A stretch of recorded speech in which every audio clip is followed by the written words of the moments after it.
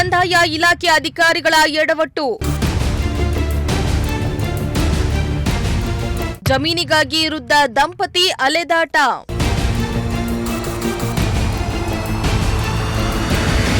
ಹೀಗೆ ಜಮೀನಿನಲ್ಲಿ ಅಲೆದಾಡ್ತಾ ಇರೋ ವೃದ್ಧ ದಂಪತಿಗೆ ಅನಾರೋಗ್ಯ ಬೆನ್ನಟ್ಟಿಕೊಂಡಿದೆ.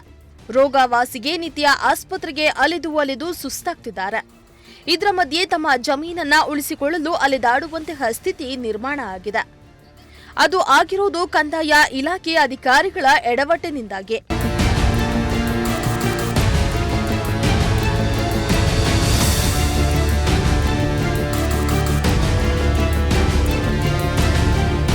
ಹೌದು, ಬೆಂಗಳೂರು ಗ್ರಾಮಾಂತರ ಜಿಲ್ಲೆಯ ದೊಡ್ಡಬಳ್ಳಾಪುರ ತಾಲೂಕಿನ ದೊಡ್ಡ ಬೆಳವಂಗಲದ ನಿವಾಸಿಗಳಾದ ಗಂಗರಾಜು ಹಾಗೂ ನಾಗರತ್ನಮ್ಮ ಎಂಬ ವೃದ್ಧ ದಂಪತಿಗೆ ಸೇರಿದ್ದ ಜಮೀನು ಬೇರೆಯವರ ಪಾಲಾಗ್ತಾ ಇದ್ದು ನಿತ್ಯ ಸಂಕಷ್ಟ ಪಡುವಂತಾಗಿದೆ.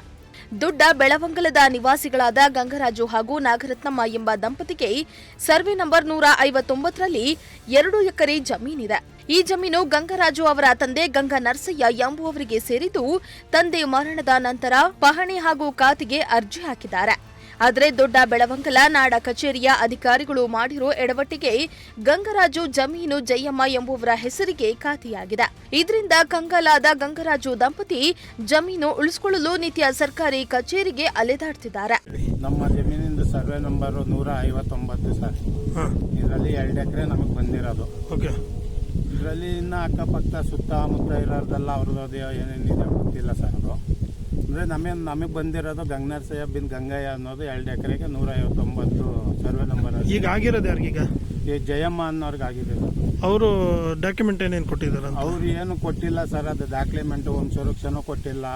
ಆಧಾರ್ ಕಾರ್ಡುಗಳೆಲ್ಲ ತಪ್ಪು.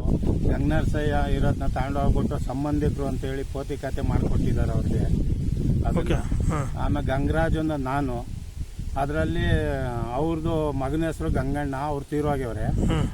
ನನ್ನ ಹೆಸರು ತಗೊಂಡು ಹೋಗ್ಬಿಟ್ಟು ಗಂಗರಾಜು ಅಂತ ಹೇಳ್ಬಿಟ್ಟು ಅವ್ರ ಹೆಸರಿಗೆ ಡೆತ್ ಸರ್ಟಿಫಿಕೇಟ್ ಕೊಟ್ಬಿಟ್ಟು ಅದ್ರ ಮೇಲೂ ಎಲ್ಲ ತಪ್ಪು ಮಾಡಿ ಇದು ಮಾಡಿದ್ದಾರೆ ಸರ್ ಅವರು.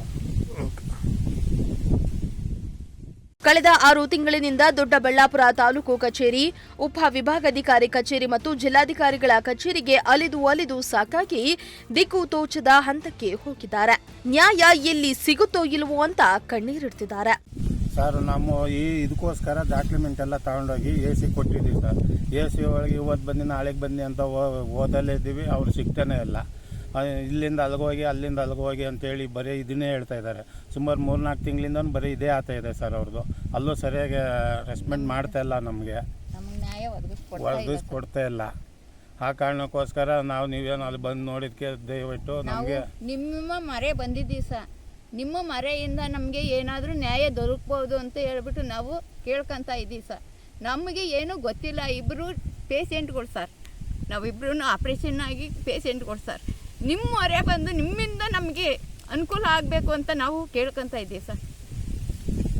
ಅದೇ ಸರ್ ನಮ್ಮ ಮನವಿ. ಒಟ್ಟಾರೆ ಒಂದ್ ಕಡೆ ಕಂದಾಯ ಸಚಿವ ಕೃಷ್ಣ ಬೈರೇಗೌಡ ಬಡ ಜನರ ಜಮೀನುಗಳಿಗೆ ಉಚಿತವಾಗಿ ಮನೆ ಬಾಗಿಲಿಗೆ ದಾಖಲಾತಿಗಳನ್ನ ನೀಡಲು ಮುಂದಾಗಿದ್ದಾರೆ. ಆದರೆ ಕಂದಾಯ ಅಧಿಕಾರಿಗಳ ಬೇಜವಾಬ್ದಾರಿತನ ಮತ್ತು ನಿರ್ಲಕ್ಷ್ಯದಿಂದ ಸರ್ಕಾರಿ ಕಚೇರಿಗಳಿಗೆ ಅಲೆದು ಪ್ರಾಣ ಬಿಡುವ ಹಂತಕ್ಕೆ ಹೋಗ್ತಿದ್ದಾರೆ.